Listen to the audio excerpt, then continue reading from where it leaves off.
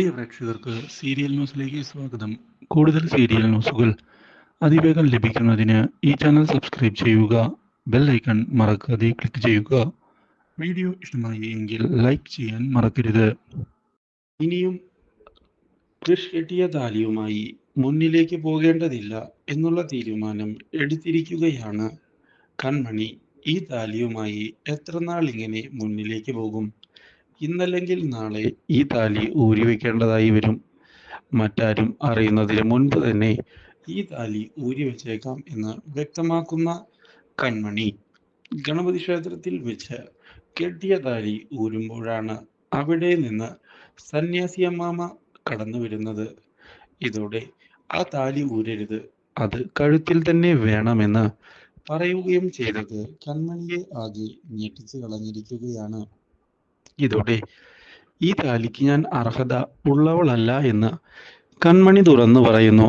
ഇത് കേൾക്കുന്ന സന്യാസി അമ്മൂമ്മ, അതിൻ്റെ ആവശ്യമില്ല, നിന്റെ കഴുത്തിൽ കെട്ടിയ താലിയാണ്, അത് അവിടേക്ക് വരേണ്ടത് വിധിയാണ്.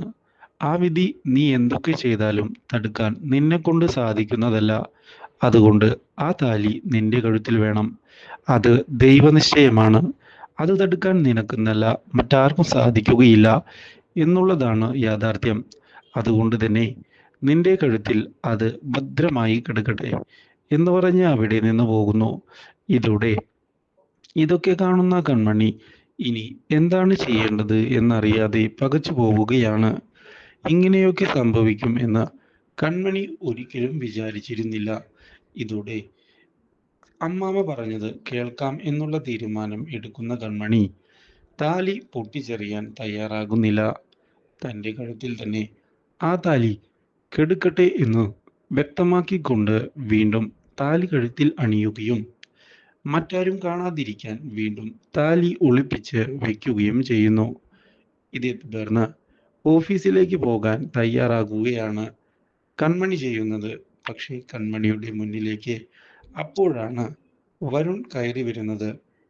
വരുൺ കൺമണിയോട് തൻ്റെ കൂടെ വരാൻ ആവശ്യപ്പെടുകയും ഞാൻ ഡ്രോപ്പ് ചെയ്യാമെന്ന് പറയുകയും ചെയ്യുന്നു. അതിൻ്റെ ആവശ്യമില്ല എന്ന് കൺമണി പറയുകയും ഇവിടെ നിന്ന് കുറച്ചു ദൂരമല്ലേ ഉള്ളൂ, ഞാൻ തന്നെ പൊക്കളാം എന്ന് അറിയിക്കുന്നുവെങ്കിലും അത് ശരിയാവുകയില്ല എന്ന് വാശി പിടിക്കുകയാണ് വരുൺ.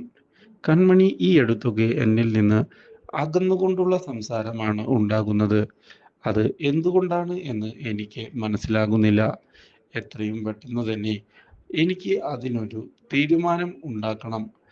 മാത്രവുമല്ല, നമ്മളുടെ വിവാഹം ഇനി കുറച്ച് നാളുകൾക്ക് ശേഷം നടക്കും.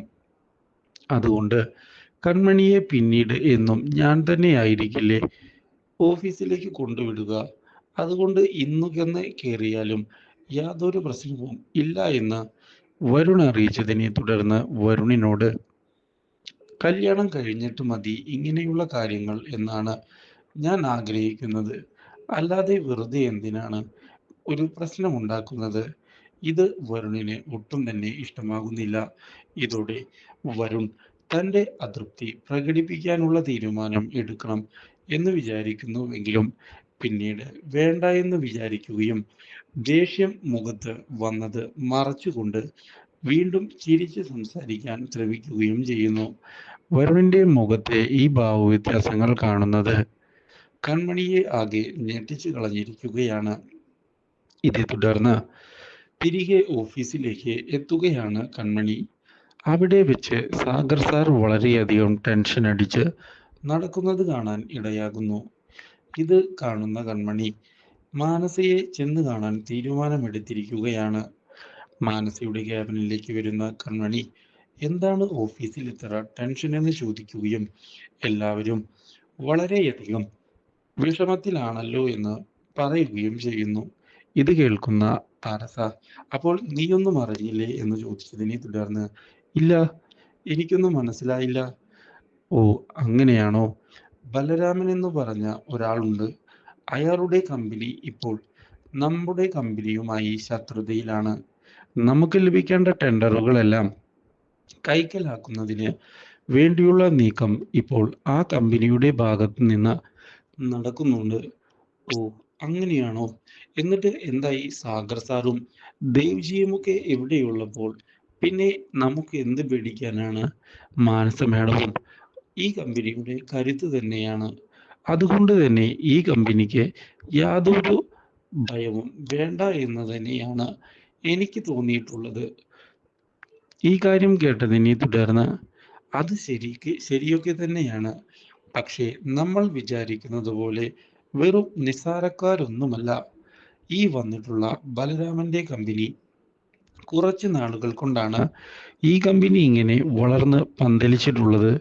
അതുകൊണ്ട് തന്നെ നമ്മൾ പേടിക്കേണ്ടത് തന്നെയാണ്. ഇത് കേൾക്കുന്ന കൺമണി, ഏയ് എനിക്കൊന്നും അങ്ങനെ തോന്നുന്നില്ല. സാഗർ സാറിനെ പോലെയുള്ള ആൾ നമ്മുടെ കമ്പനിയുടെ ടോപ്പിലുള്ളപ്പോൾ തന്നെ നമ്മൾ എന്തിനാണ് ഭയപ്പെടുന്നത്? ഇത് കേൾക്കുന്ന മാനസ ചിരിക്കുകയും, സാഗർ സാറ് തന്നെ പേടിച്ചിട്ടാണ് ഇവിടെ ഇരിക്കുന്നത്. അതുകൊണ്ടാണ് ഞങ്ങൾക്ക് എല്ലാവർക്കും പേടി.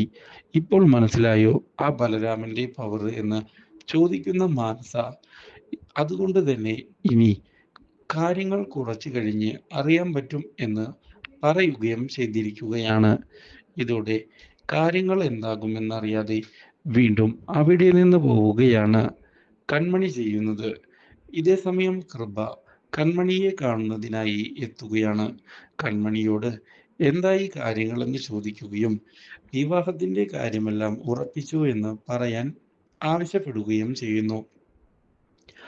ഇത് കേൾക്കുന്ന കൺമണി, നിനക്ക് വിവാഹത്തിന്റെ കാര്യമല്ലാതെ മറ്റൊന്നും ചോദിക്കാനില്ലേ? എന്ത് കഷ്ടമാടി എന്ന് പറയുന്നു. ഓ പിന്നെ അത്ര കഷ്ടമൊന്നുമല്ല. ഇനിയിപ്പോൾ ഞാൻ ആലോചിക്കുന്നത് ക്രിഷ് സാറിന്റെയും ചേച്ചിയുടെയും വിവാഹം ഒരുമിച്ച് നടത്തിയാലോ എന്നാണ്. അതാവുമ്പോ അടിപൊളിയായി ഒരുമിച്ച് നടത്താമല്ലോ എന്ന് പറയുകയും ചെയ്തതിനെ തുടർന്ന് കൺമണിയാകെ ഞെട്ടിപ്പോയിരിക്കുകയാണ്.